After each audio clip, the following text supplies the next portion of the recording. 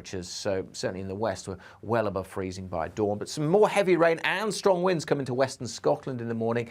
That rain will spread southwards, could be very heavy for a time across northwest England, North Wales, particularly through Tuesday morning's rush hour. That band of rain kind of eases off as it spreads southwards, so a spell of damp weather for the Midlands and then East Anglia in the southeast through the early afternoon before skies start to brighten and we see sunny spells. A few showers across western Scotland, in particular over the hills. There will be of snow here, but again, for many it turns quite bright, but still quite breezy in the afternoon. Through Tuesday evening, we'll see a few more of those showers coming into Northern Ireland, northwest England, particularly western Scotland, with more snow on the hills. Clearer spells further south, and the weather continuing to chop and change this week. It'll often be windy, but not as stormy. There'll be spells of rain, but also most of us will see some sunnier days as well. Goodbye. Join me, Arlene Foster, for the briefing on GB News. Every Friday at 3 p.m, I'll give you all the latest political news and analysis, and we'll have robust live debate. To make sure that you're caught up on all of the biggest issues of the day, we'll bring on experts in their field. I'll ask the questions that you'd like to ask. We're not afraid to tackle discussions from all perspectives, including yours. Don't forget, the briefing with me, Arlene Foster, every Friday at 3 p.m. on GB News. I'm Liam Halligan. Join me every weekday at 1 p.m. for On the Money, your daily dose of economics, business and consumer news. I've got 25 years experience covering economics and finance. We hold grown-up discussions with a host of experts who really know their stuff. We can't buy gas and store it. That was a mistake, wasn't it? I think it was a mistake. Even you, Liam, don't have a crystal ball. Inflation's a real threat. Every weekday at 1, you're On the Money.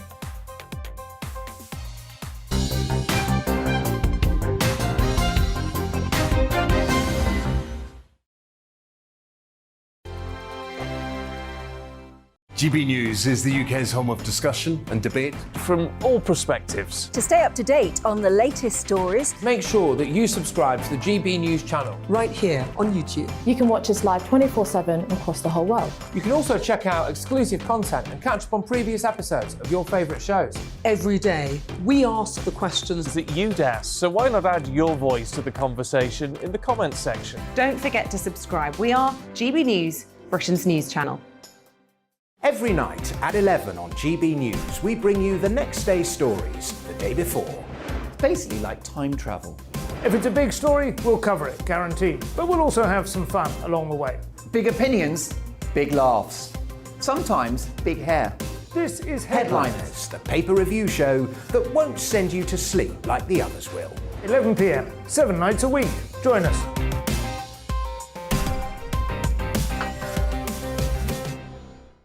Hello there, I'm Eamon Holmes. And I'm Isabel Webster. And we hope you can join us for Breakfast with Eamon and Isabel. You make me laugh out loud, belly laugh. Is that important first thing in the morning? Yeah, absolutely. And there's me trying to be deadly serious. News is a serious business. Yeah, I have to rein you in sometimes. Well, it doesn't stop us laughing at it. It doesn't stop us having an opinion on what's going on. Yeah. And it certainly will not stop us reflecting what you think. Weekdays from 6 to 9:30 on GB News. I'm Dan Wootton. Join me Monday to Thursday from 9 to 11 for the feistiest and most fun news debate on TV, where free speech reigns. I'll bring you a sharp take on the day's biggest stories, bombshell newsmaker interviews, and A-list guests. And I guarantee you, no spin, no bias, no censorship, and no reason to go to bed. That's Dan Wootton Tonight, Monday to Thursdays from 9 on GB News.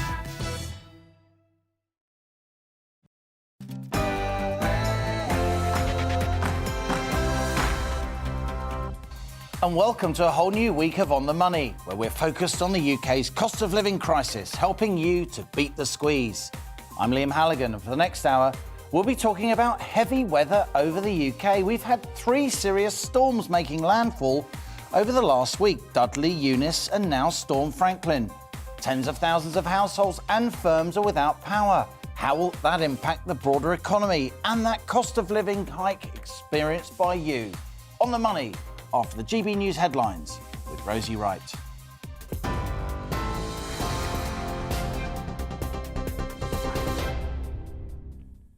Good afternoon, it's just gone 1 o'clock. I'm Rosie Wright, here to keep you up to date on GB News. Now, a cabinet meeting in which Boris Johnson was due to outline his blueprint for living with COVID to his colleagues has been delayed until this afternoon. Ministers arrived at number 10 ahead of the meeting, but that was postponed at short notice. The Prime Minister is expected to remove all remaining domestic COVID regulations in England by the end of this week, including mandatory isolation after a positive test.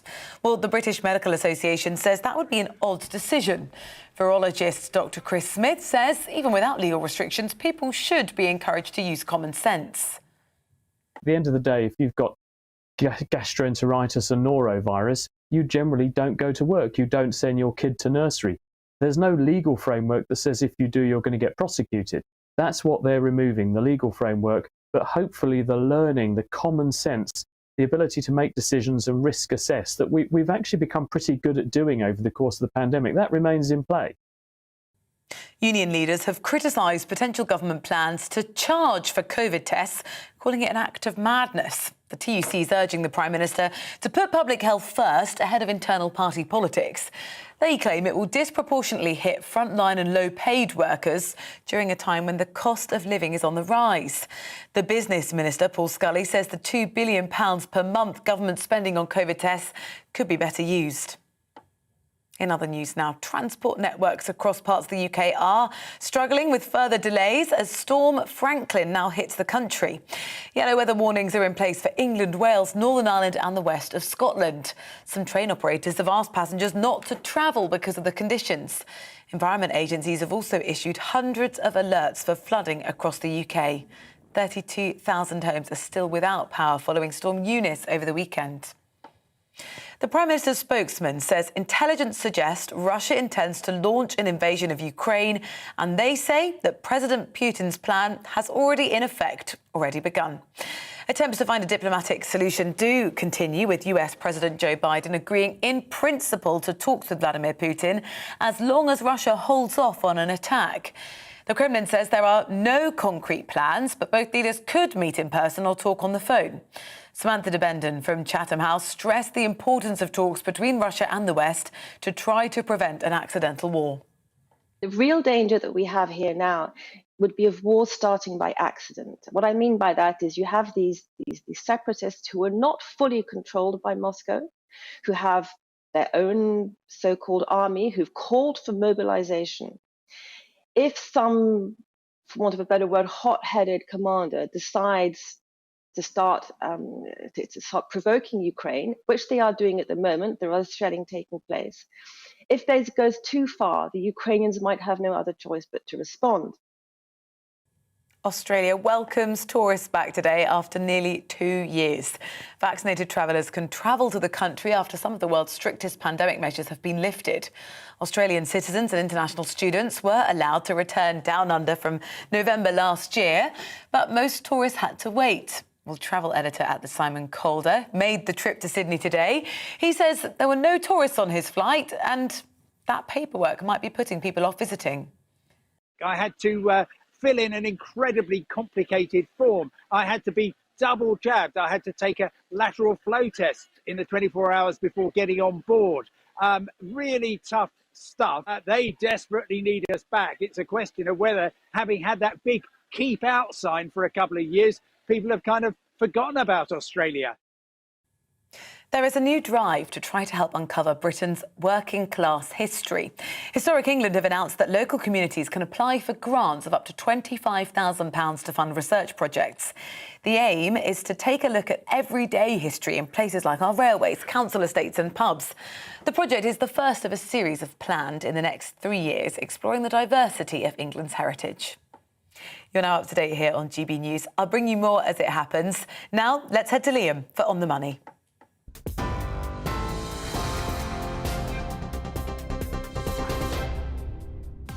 It's 1:05 coming up on The Money today on GB News TV and DAB Plus digital radio. There are storm clouds over the UK economy, literally. We've had 3 major storms in a week. How will that impact jobs, growth and the cost of living crisis? And did the electricity firms do enough during Storm Arwen back in November to reconnect firms and households who had lost power? Energy regulator Ofcom says possibly not. We're focused on those rising living costs as ever for fuel, heating and transport. On the Money brings together a businesswoman, a private chauffeur and GB News viewers and listeners to discuss how to beat the squeeze. Above all, we want all that input from you, our GB News audience. Tell me about your experiences and concerns about the cost of living rises. Email beatthesqueeze@gbnews.uk or tweet @GBNews. And don't forget, while you're at it, to subscribe to our GB News YouTube channel. I want to know all about your efforts to make ends meet, putting our audience at the heart of this show, so stay with us. This is GB News. I'm Liam Halligan. You're on the money.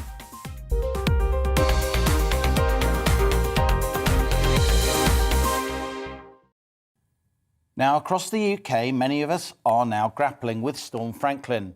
My train to this London studio rolled in at a snail's pace this morning and almost didn't make it to the capital. England's now on a yellow weather warning with parts of Northern Ireland on amber. Much of Wales and Scotland are also experiencing heavy rain and high winds, bringing further disruption to the UK's already storm-battered transport system. Because Storm F for Franklin is now the third storm in a week to make landfall in the UK, following, of course, Storm D for Dudley and E for Eunice.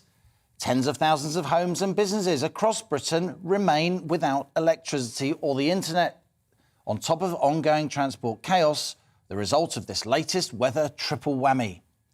On cue, just as we're experiencing yet more heavy weather, the energy regulator Ofgem has issued a report into the impact of Storm Arwen in November. That left more than 1 million homes without power, with around 4,000 still cut off some 10 days after the storm first struck. Ofgem found some energy companies were hard to reach, slow to pay compensation. They gave inaccurate estimates of when power would be restored to those homes and businesses. The regulator's final report into the response to Storm Arwen is due in the spring, examining whether those electricity providers should be fined. But you know, the Ofgem boffins, they're going to be busy, given that since Arwen, we've had more major storms, not least Eunice, the most serious in decades. Now, all the money's focused on the UK's cost of living crisis, helping you, as we always say, to beat the squeeze. Energy costs are up around 30% year on year for millions of households, with prices set to spike again in April. Firms are suffering too. There's no price cap at all for business customers. So as the wind and rain lashes Britain, with tens of thousands of us still cut off, here's our on the money question today. Heavy UK weather. Will the cost of living squeeze get worse?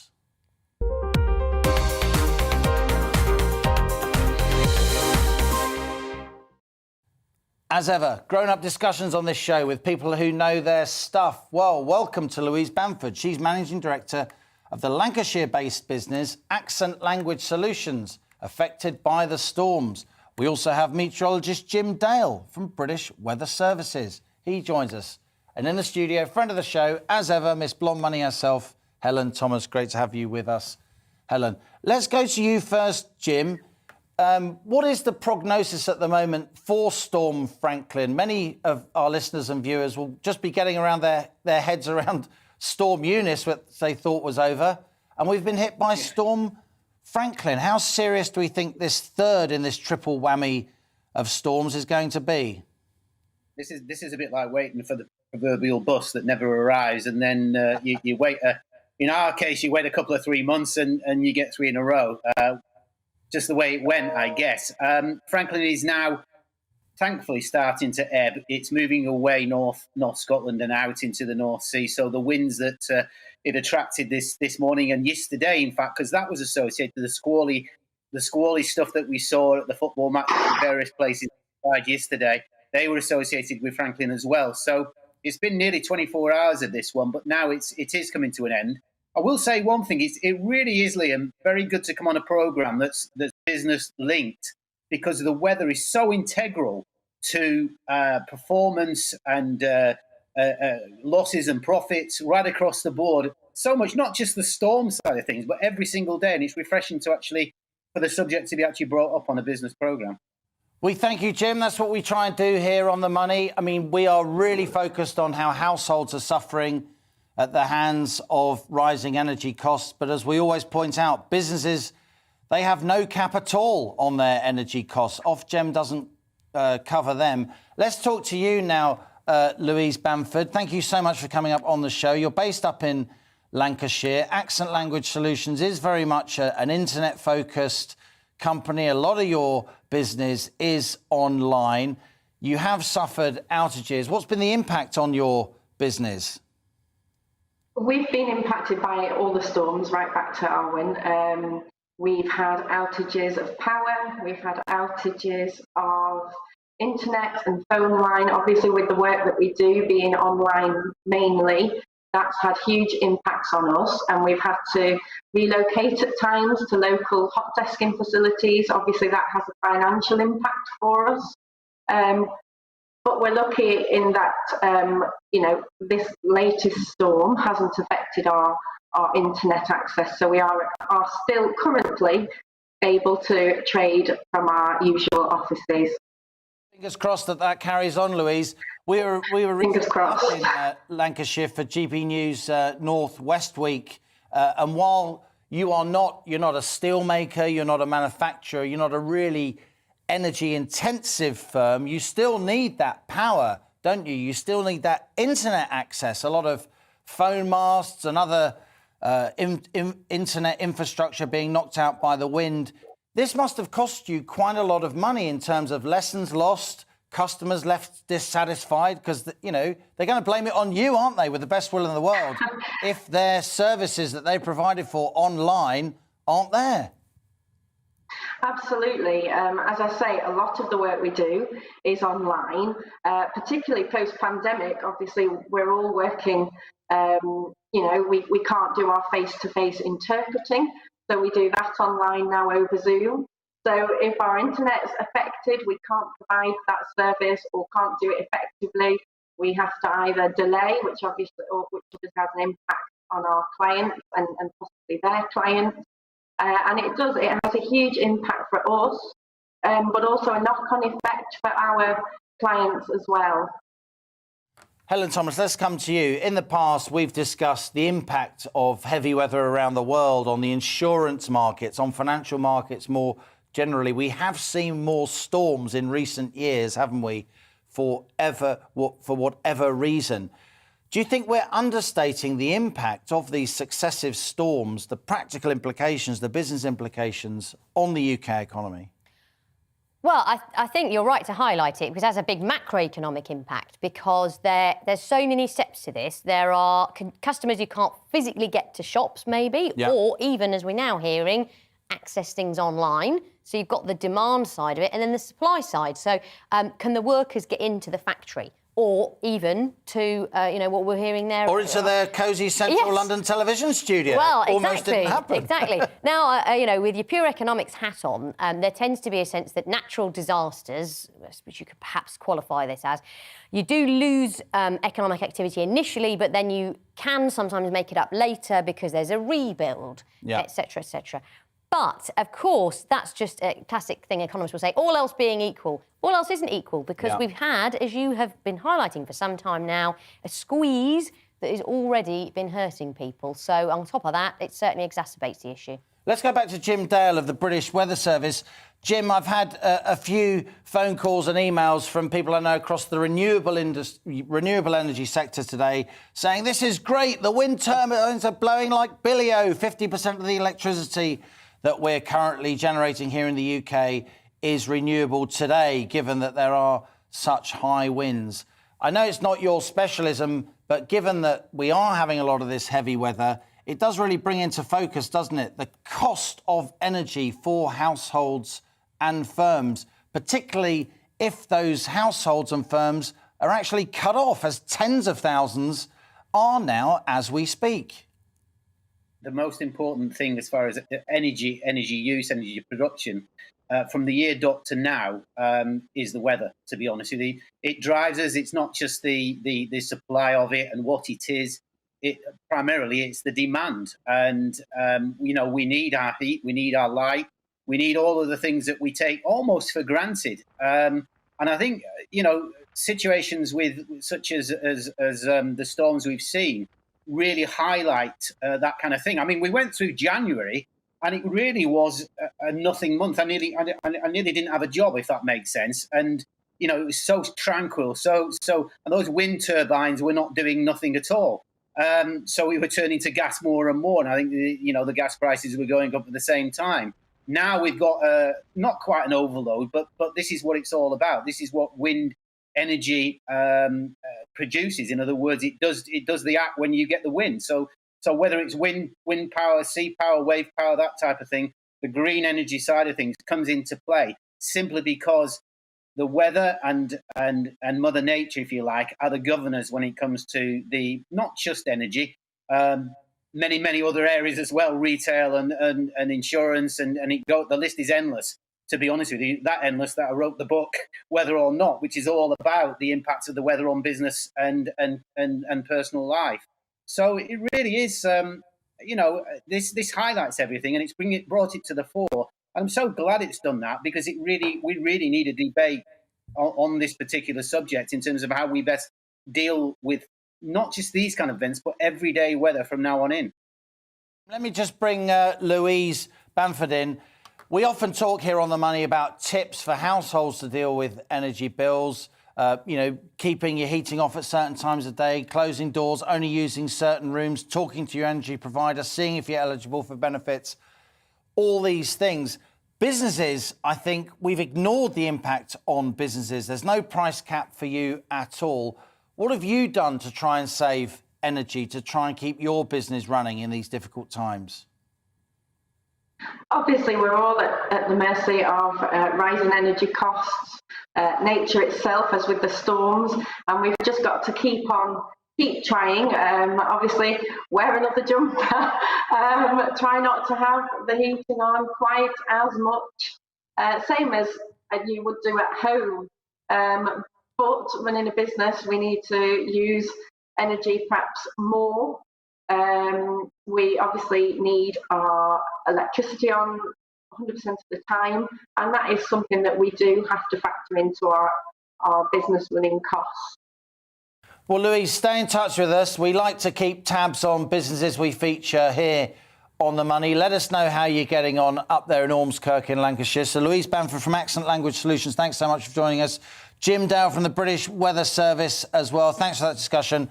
Helen Thomas, Miss Blonde Money herself, is going to stay with us for a later part of the show. This is On The Money with me, Liam Halligan. After the break, we'll be talking to some of our fabulous regional reporters in the northwest of England, the east of England, Northern Ireland, to find out how the storms have impacted residents, firms, businesses in their area. Stay with us.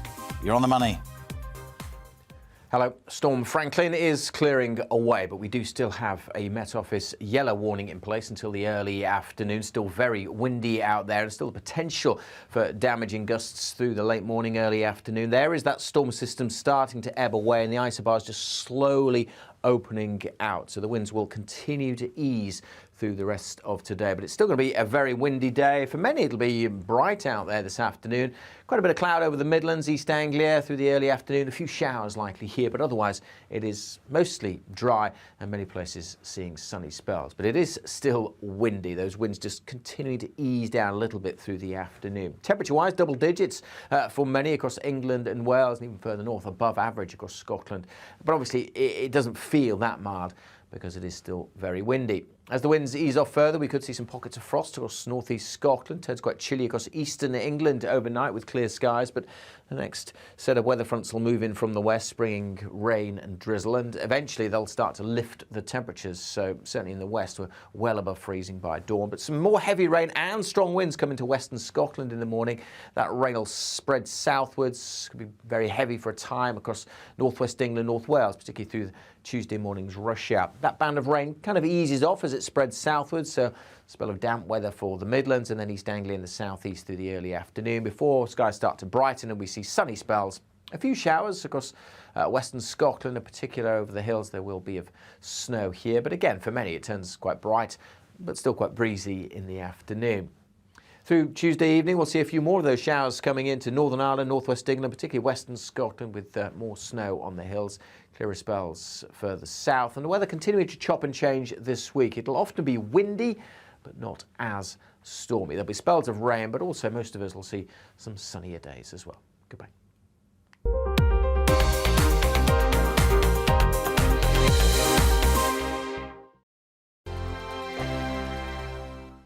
GB News is the UK's home of discussion and debate from all perspectives. To stay up to date on the latest stories, make sure that you subscribe to the GB News channel right here on YouTube. You can watch us live 24/7 across the whole world. You can also check out exclusive content and catch up on previous episodes of your favourite shows. Every day, we ask the questions that you'd ask, so why not add your voice to the conversation in the comments section? Don't forget to subscribe. We are GB News, Britain's news channel.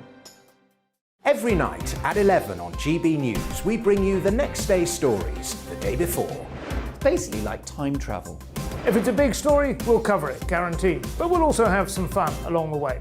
Big opinions, big laughs. Sometimes big hair.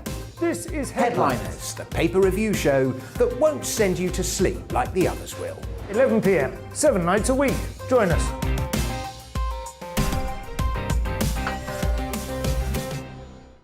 Hello there, I'm Eamon Holmes. And I'm Isabel Webster. And we hope you can join us for Breakfast with Eamon and Isabel. You make me laugh out loud, belly laugh. Is that important first thing in the morning? Yeah, absolutely. And there's me trying to be deadly serious. News is a serious business. Yeah, I have to rein you in sometimes. Well, it doesn't stop us laughing at it. It doesn't stop us having an opinion on what's going on. Yeah. And it certainly will not stop us reflecting what you think. Weekdays from 6 to 9:30 on GB News. I'm Dan Wootton. Join me Monday to Thursday from 9 to 11 for the feistiest and most fun news debate on TV, where free speech reigns. I'll bring you a sharp take on the day's biggest stories, bombshell newsmaker interviews, and A-list guests. And I guarantee you, no spin, no bias, no censorship, and no reason to go to bed. That's Dan Wootton Tonight, Monday to Thursdays from 9 on GB News.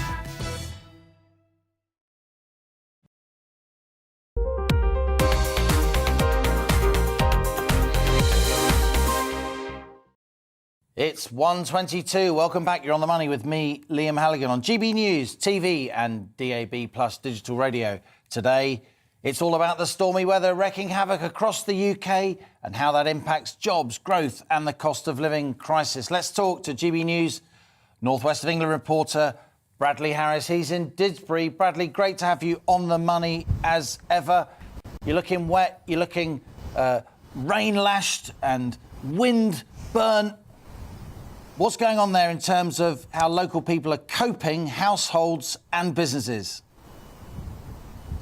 Well, Liam, just take a look around me. And for those listening on radio, I can tell you that I'm standing on what would normally be the car park to Didsbury Sports Ground.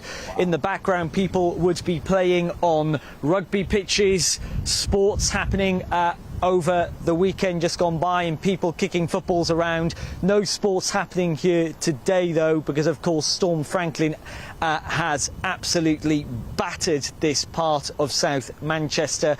Here in Didsbury, water has filled the entire sports ground, including parts of the Didsbury golf course nearby. This is because the River Mersey was at peak level. It did recede into the early hours, and the Environment Agency have issued a warning of a possible threat to life. Of course, the water has receded a bit, but you can see, Liam, that the impact this is leaving on businesses, residents. Up to 430 properties were issued with the warning, with a threat of evacuation. Didsbury Mosque has been taking people in and are still taking people in as we speak. I'm going to come out of the water. I've got wellies on, so I'm fine. This is completely uninhabitable at the minute. The water goes right up to the front of Didsbury Sports Ground.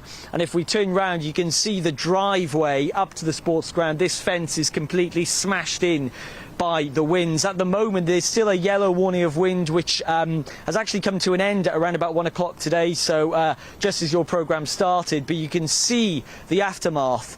Trees, which would have been hundreds of years old, blown into this fence, and it's smashed up entirely, Liam. You can see that there's going to be a big over the next few days and weeks. Just up ahead, there's some have napped the damage, but certainly for the owners of Didsbury Sports Ground and the nearby golf course, there's going to be a lot of work to do over the next few weeks. Really astonishing picture, Bradley. For those of us who are with us on GB News digital radio, Brad looked as if he looked like a stork standing in the middle of a lake. Goldmouth, you could see goalposts and the water was up over halfway over those goalposts, so several feet deep, and the front of the sports centre there in Didsbury completely waterlogged, completely inaccessible unless you've got waders on or maybe a canoe. Now let's look to Northern Ireland as reporter Dougie Beattie is in County Down. Dougie, great to have you on the show as ever. Tell us about how Storm Franklin has hit the area, households and firms where you are. Well, welcome to Donaghadee. This is a little town in County Down, just on the Ards Peninsula in the east of the province. Although it was in the west late last night, just past midnight, that the storm really hit quite hard in Omagh, Tyrone and Fermanagh. Omagh, they've been having to use water pumps to keep the rivers from bursting their banks. Fermanagh's had many trees down and apparently some landslides in Derry, not of great significance, but nevertheless there. But the whole storm's problem has created many problems, financial ones, for places like this. This is where the first Ulster Scots ever arrived in Ireland, and the first thing they did was build a bar. These places have been, so it's the oldest bar in Ireland, and they depend on hospitality, they depend on tourism. And after a pandemic, when these places have been trying to market themselves with Airbnbs, just down below us, the bar that we had our lunch in has 6 rooms above it for rent, and they're trying to get sort of more income in over the weekends with locals rather than waiting from people from abroad to come here. And that storms like this are not helping them one bit. In a previous life, as a part-time basis, I used to do quite a lot of insurance assessment, and flood damage is one of the biggest problems and the most expensive you can have, even more than fire damage, with the amount of raw sewage and all that can come into houses. So in the west of the province, where there is some flooding, and as you've just reported in Manchester, the insurance premiums will most definitely go up, which will drive the price and the cost of the goods up in there, because the price of insurance will go up every single time there's a claim. And every single time there's a claim, of course, those houses go into the at-risk category. So homeowners as well will definitely be feeling the pain. But the storm has all but passed us now. As I say, I'm looking out over the town of Donaghadee. It is idyllic. But I think the storm damage that will come after this in the next few days, and of course when they have to start repairing their homes themselves and waiting for the insurance to come through, as well as businesses, it causes problems for cash flow. And cash flow at this minute in time is the very veins and blood that runs through business in Northern Ireland and across the UK. Dougie Beattie, great to have you join us from Donaghadee. I know it well. It's pretty much the nearest point to Scotland in Northern Ireland, just east of Bangor there, a fabulous part of the world. And thank you for that explanation. Joining me now is GB News East of England reporter. We're everywhere. It's Amelia Harper. She's in Hitchin. Amelia, a lot of people have been left with power there. We know tens of thousands of UK households, as we speak, are cut off from the grid.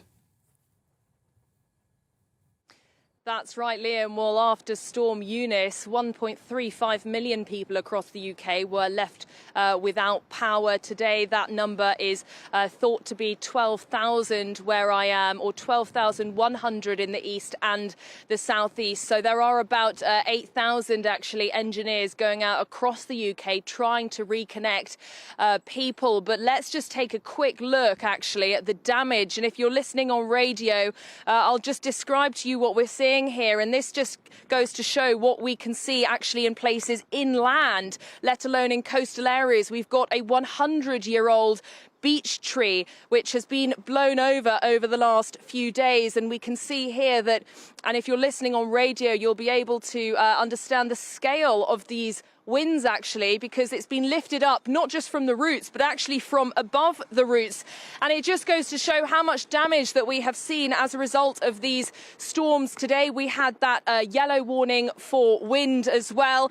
More building damage, transport delays. I've actually just had a look at the National Rail website, and there are 26 rail operators across the UK that are having problems still. It's having a huge effect across the UK still. But let's just take a look, actually, Liam, at the UK power networks, because they are actually giving extra finance to people in the east and southeast who have been affected. So we have eligibility to receive £50 after 24 hours without electricity. This wasn't here yesterday. This is new money they've brought in this morning. Of course, your show is On the Money, so let's talk about that. They say an additional £70 they're giving out as well when you reach 48 hours without electricity, and an additional £70 thereafter for every 12 hours without power. Fabulous work there, Amelia Harper. And just for our radio listeners, the tree that Amelia was standing by that had been uprooted, I would say it's about 1.5 metres, maybe 2 metres across at the base. A really big tree there blown over. So that was Amelia Harper in Hitchin. We had Doogie Beattie in Donaghadee in County Down, Northern Ireland, and Bradley Harris in Disbury in Manchester. Helen Thomas in the studio. I'm surprised by those pictures. I didn't realise, frankly, reading the news and listening to other reports, just how serious this disruption has been. This is going to impact the economy. Oh, absolutely, yeah. And by the looks of it, problem has really been that we had the 3 in succession, as we were hearing earlier on. That's what I found personally surprising, was I felt ready for Friday, OK Saturday, and then suddenly when I was out and about yesterday, it was good to see. So it is going to be, it is going to potentially hurt the economy. But I guess we have to all be a bit more prepared. And that point made by Doogie Beattie, possibly Britain's only national news correspondent, having previously been an insurance broker. Those insurance premiums will go up, and that will get into the supply chain and the cost of living. This is On the Money with me, Liam Halligan. After the break, we'll be talking to a GB News viewer about beating the squeeze. Plus, today's Startup Britain slot is with tech entrepreneur Jay Boisvert, whose new social media app is shaking up the online world. But first, the GB News headlines with Rosie Wright.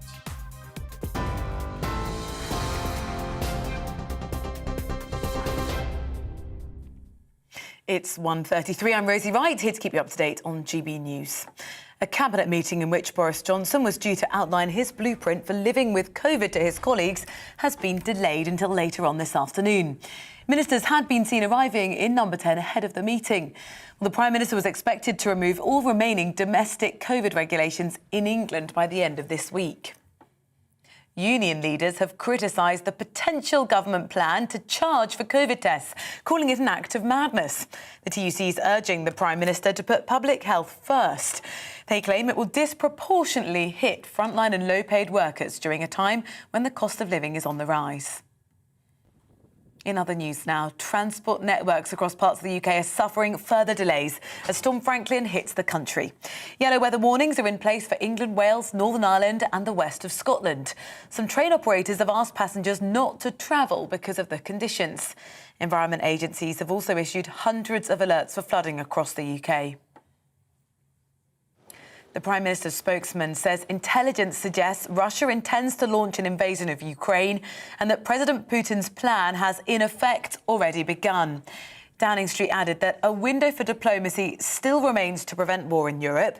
US President Joe Biden has agreed in principle to talks with Vladimir Putin as long as Russia holds off on an attack. The Kremlin says there are no concrete plans, but both leaders could meet in person or talk on the phone. You're up to date now here on GB News. We're on your TV, online and DAB+ radio. Shortly, we'll be back to Liam for On the Money.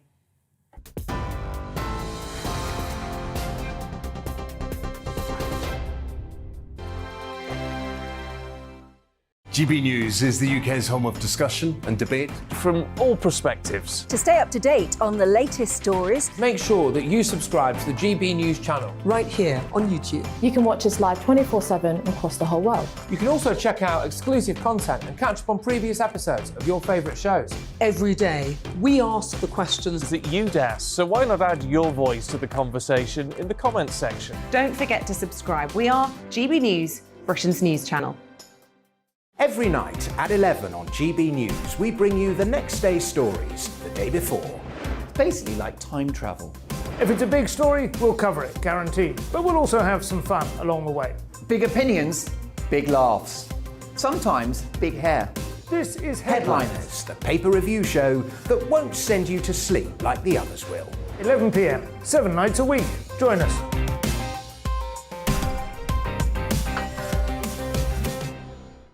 Hello there, I'm Eamon Holmes. And I'm Isabel Webster. And we hope you can join us for Breakfast with Eamon. And Isabel. You make me laugh out loud, belly laugh. Is that important first thing in the morning? Yeah, absolutely. And there's me trying to be deadly serious.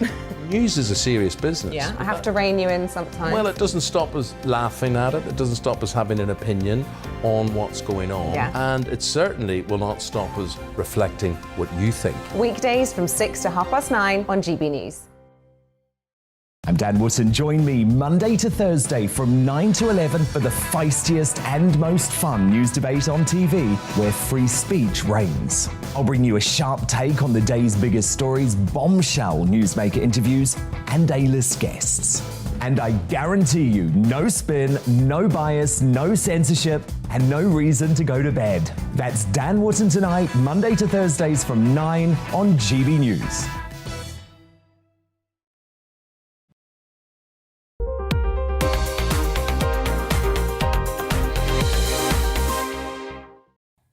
And welcome back. It's 1:37. You're on the money with me, Liam Halligan. Now, today, the property portal Rightmove said that house prices have risen nearly £8,000 this month. That's right, an £8,000 average price rise in a single month. That's the biggest jump in house prices in 20 years. That means the average home now costs £348,804, almost 10% up on a year ago. Good news if you own a property, not so good if you're trying to get on the property ladder. And this skyrocketing figure comes at a time when inflation in general is at a 30-year high and energy bills are set to spike in April, as we often say, reflecting months of high energy prices on global wholesale markets. Well, we're heavily focused here on The Money in highlighting this cost of living crisis in the UK, helping you to beat the squeeze, tips, ideas, and so on. I'm joined in the studio by Helen Thomas, CEO of Blonde Money. She's still with us. And also with Dean Carter. He's a private chauffeur, somebody who knows the transport industry very, very well. Great to see you, Dean, in the studio. And we're also delighted to be joined by an On The Money regular viewer, Stephen Griggs. Stephen, great to see you. You're joining us from North West London. We often have GB News viewers on the show. We want to have many, many more of them. We've had viewers from all over the country, so great to have you with us. Let's go to you first, Dean. Now, you're driving tens of thousands of miles a year. You drive for a living. On Friday, we highlighted the fact that obviously petrol prices are going up, diesel prices are going up. They're up 25% at least over the last year. But it seems that motorway service stations are turning the screw even more. Harder. You've noticed that? Yeah, I mean, I used to fill the car up and you could put 80, 90 pound in on a full. Now, you're looking at 120, 130. Because you drive big cars, yeah. executive prestige cars. Even a regular 55-litre family saloon, it's over 90 quid on the motorway, isn't it? Yeah. I mean, why do you think the motorways are charging so much more than a local, I mean, sometimes 10% more than a local petrol station? I think it's a captive audience. When you pull off the motorway, you go into the service, you haven't got a load of petrol garages around you. You might have to do another 30, 40 miles up the motorway before you get next service station. So they've got you, your best to fill up before you get on the motorway. Exactly. And you've been driving for many, many years. Is the squeeze on motorists, is it the worst you've ever felt? Yes, it's tight. It's getting harder and harder. Not only for chauffeurs, for taxis, the fuel prices. I think you go back only a few weeks ago, shortage of lorry drivers, they simply replaced that. couldn't get the fuel to the garages. The prices went up. I don't think they come down.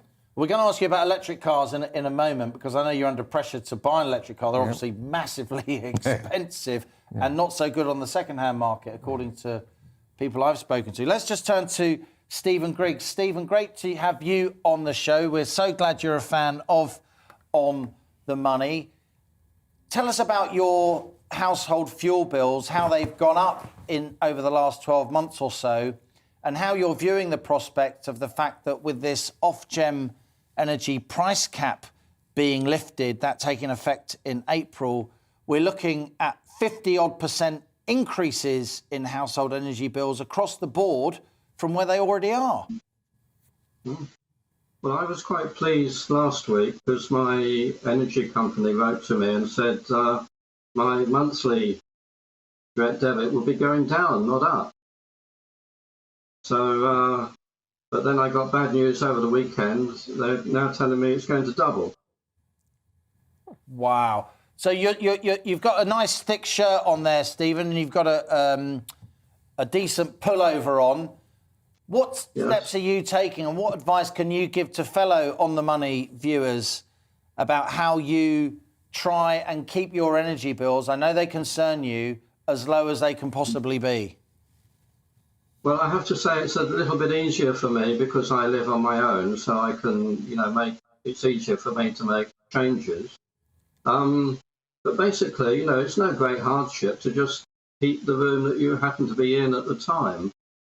Don't heat the whole house to 22 degrees or whatever. I generally have my house at about 18 degrees, which is, more than comfortable. And I just heat the room that I'm in at the time. And when I come out of that room, I turn the radiator down and, turn the next one up wherever I happen to be. And what do you think of the package of measures that the Chancellor introduced or announced? Some of the policies won't come in for a while. So we're looking at a £150 council tax rebate if you're in a house band A to D. I imagine in London, your house isn't in that relatively low-valued category. Also, you're going to be lent money, it seems, by your electricity company effectively to keep your bills down, and you're going to pay that money off over the next 5 years. Do you think the Chancellor's done enough? Do you think he'll have to do more? Well, it'd be nice, wouldn't it? I mean, I don't know how a lot of families are going to cope, to be honest. Having their fuel, prices double overnight. I mean, that's a huge burden. I think Stephen Griggs is right, isn't he, Helen? Come April, it is going to be a shock. We talk about it pretty much every day, Monday to Friday, here on The Money. But even among journalist colleagues and friends of mine who are generally sort of pretty financially literate people, there's not a kind of understanding that this 54% increase in fuel bills, that's an average. So if you're a family heating a family home, often you're going to use more than the average because, of course, quite a few people live alone. Do you think the government's going to have to do more to help particularly low-income and vulnerable households, not least across that red wall where they have to win those seats to maintain their parliamentary majority? Well, this is what they're going to have to look at. You're right, it will come as a shock. We get very buried in this minutiae and it obsesses us. But it is a real-world impact on everybody. And goodness me, we've had enough to worry about these last couple of years. So I can imagine, even if people know about it, they don't want to think about it. Yeah. And what can they do? An awful lot of households in Britain can't save. They just don't have the resources. So, what's the point in worrying until you get there? But I think there's a bigger point we often discuss here on government priorities. We've seen the government can splash the cash. We know, apparently, an argument... COVID support loans, many of which aren't being repaid, it turns out. Apparently, and we know there's an argument even happening today that's delayed the Cabinet meeting because of this argument between the Treasury and the Health Department. So the Treasury's got everybody demanding something. And, governments have to prioritise. Having said that, making sure you can, get fed, travel, and don't just travel, I mean get around, as we're hearing from car costs here, and be comfortable enough, warm enough, is you'd think some of the basic priorities of a government. We will find out. I think ahead of these May elections, we've talked about this off air, I'm going to say it on air, I think ahead of these May elections, which are really crucial for Boris Johnson's leadership, I think that's objectively true, I think we're going to see some U-turns from government. I think they're going to temper that rise in national insurance coming in April and maybe do more on the energy front, but we will see. Dean, let me turn to you now. You're a self-employed guy, you're an entrepreneurial guy. What would you say if the government brought in what Labour's calling for, which is a windfall tax on those oil and gas companies making huge amounts of money, not the electricity providers, because they're often squeezed between high wholesale costs and people not being able to pay. But I'm talking about the big oil and gas giants, the global companies. They're making a lot of money. They're charging $1.66 on average on a motorway service station, which is 10% more than they're charging everywhere else. Labour want a windfall tax on those companies, taxing their profits, one-off. What do you think of that? It's difficult. It would be nice. It'd be very nice if they could do it, but somewhere along the line, you're going to pay for it, whether they give you these subsidised, whatever, you're paying it back. And so somewhere along the line, we are going to be paying for this. I just find it very messy. And tell me about the pressure you're under as a private chauffeur, the kind of car industry in general, the driver industry, to move to an electric car. You obviously look at the prices of these cars. What do you think? Is this something you could do in the near future, or is it just prohibitive, the cost? No, we're looking at to change the cars shortly. But one of the problems is the mileage that we do, and these cars are only doing 30 miles approximately, unless you go to the fully electric, like a Tesla or something like that. And they're tens of thousands of that's pounds. right. BMW, Mercedes, Audis, you're getting 30 miles. The hybrids. Yeah, plug-in hybrid. You're getting 30 miles, which isn't going to do a great deal when you're doing the mileage that we do. I think I'm right in saying at the moment the range on smaller family cars is bigger, but you're driving, bigger executive cars, limousine cars, 3, 4, 5 people in them. Yeah. The range is much less. 30 miles. And presumably, when you try and sell those cars on second hand, electric cars, they don't hold their value, do they? Because the battery. Well, one, because of the battery depreciates. They're very heavy in a vehicle. And I don't know where these batteries are all going to end up in some kind of landfill somewhere or other. But it's just not enough return to go fully electric. The cost of the fully electric as against the hybrid, but the hybrid's only 30 miles. It might give me a local mileage to do your shopping or get you into work. But not between big cities. But the job itself, when you're driving the executives around, you're on fuel. Dean, really interesting. Dean Carter, private chauffeur. Thanks a lot for coming in. Stephen Grigg, GB News viewer, who joined us. Thank you so much for your input. And as ever, Helen Thomas, Miss Blonde Money herself. There she is. Thanks so much for your input, Helen. And if you want to be here on The Money, then why don't you email us? beatthesqueeze@gbnews.uk. Tell us your concerns, your ideas, suggestions about how we can tackle this cost of living crisis. We may read out your email or even have you on the show. Now, it's 1:48 and today it's Startup Britain, On The Money's regular slot featuring some of the UK's most successful and interesting startups. Now, it's no exaggeration to say social media is a global phenomenon with over 4.5 billion people using online platforms worldwide. Generation Z, those born from 1997 to 2012, were raised on the internet, and they're often cited as the internet's largest consumer market. But now around half of Gen Z say social media makes them feel anxious, sad or depressed. And that's why entrepreneur Jay Boisvert set out to create his own social media app. In 2021, Jay co-founded Wonder with a U, a platform where fully verified users meet like-minded people and encourage each other to make the world a better place. And here to tell us more, it's Jay Boisvert, my latest Startup Britain.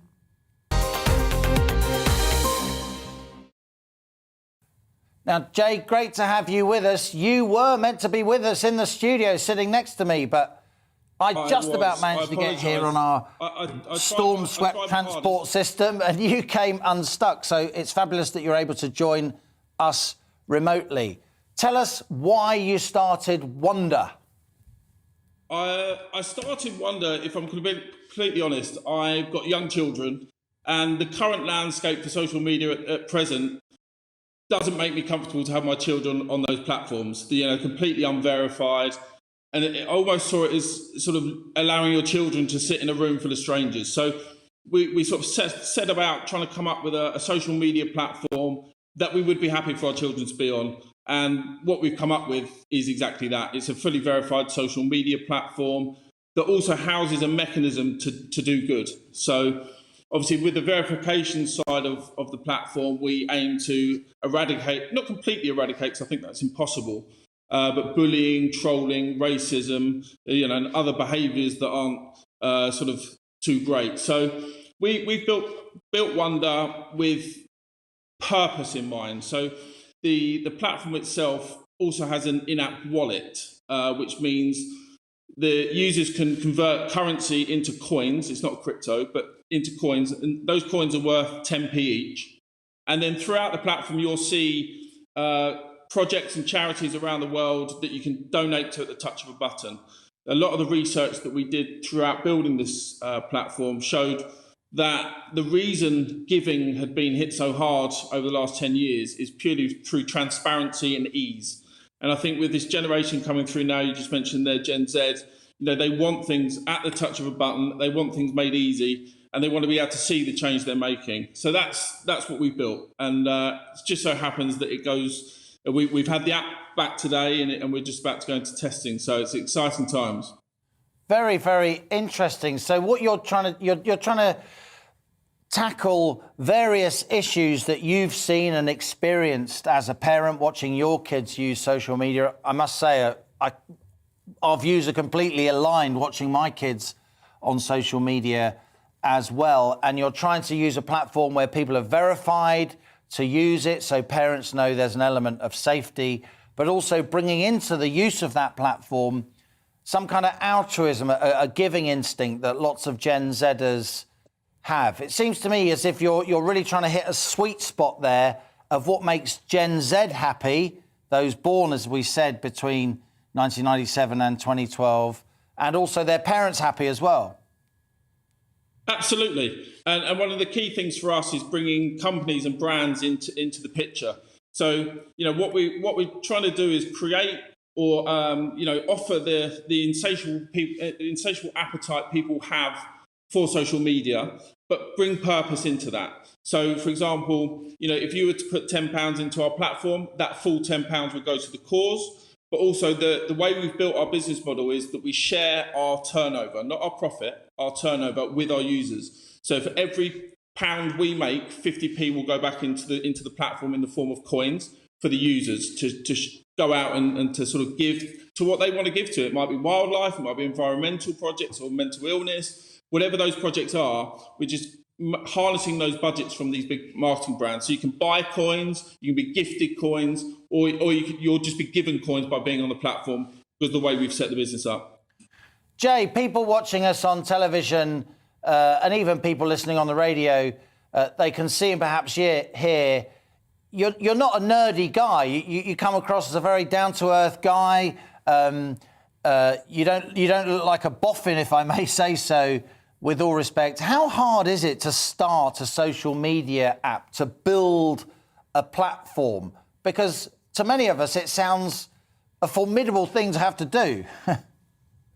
It's ambitious, is the kind way of putting it. I mean, fortunately for me, I found a team of investors that were as passionate about this as I am. So whilst it is challenging and it is ambitious, and no, I'm definitely not nerdy, I'm a complete technophobe. But as an entrepreneur, I sort of just get frustrated with being bombarded with problems. And I just felt like over the last perhaps 3 or 4 years, all I've heard is problem, problem, problem. And none of the big guys, I won't mention them by name, but none of the big guys are doing anything about it. I've literally been waiting for them to bring out some sort of verification process. But the way the financial system's set up with, profit and shareholders, etc., it's impossible for them to do that. So in the lockdown, it gave me a bit of time to sit there and focus and write a business plan for 6 months, which I showcased to some investors, and they all offered me the money. So there's definitely an appetite for it. It's obviously a challenge to get it out there and get people's buy-in for it. But we think, with the platform we've come up with, We've got some big brands behind us. We've got some big charities behind us. We've got some great musicians behind us as well. So the team I've put in place are, unbelievable as well. So Jay, it's going to be a challenging. It sounds really interesting, and we're going to get you in the studio as your app develops. It's just launching now, Wonder, a kind of socially conscious social media app, if I can summarise it.